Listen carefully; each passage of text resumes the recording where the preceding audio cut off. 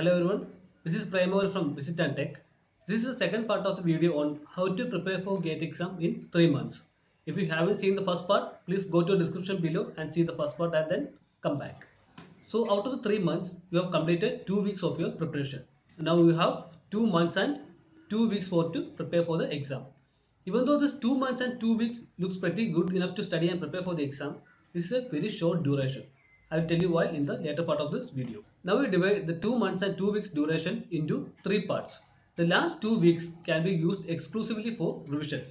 That is the important part in the GATE exam preparation. So I will be discussing that part in my next video. So the remaining there is 2 months.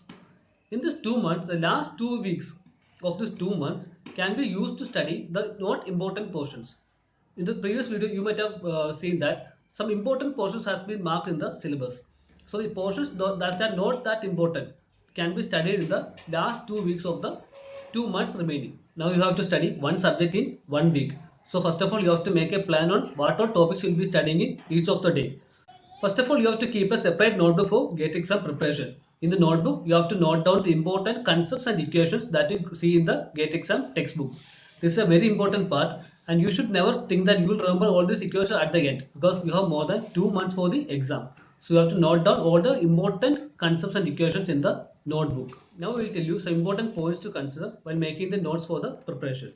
The first thing that you have to do is that you have to write only the important equations and concepts in the GATE material. Don't write the whole thing that you see in the material to the notebook. The second thing that you have to notice that GATE material will be having topics that are out of the syllabus.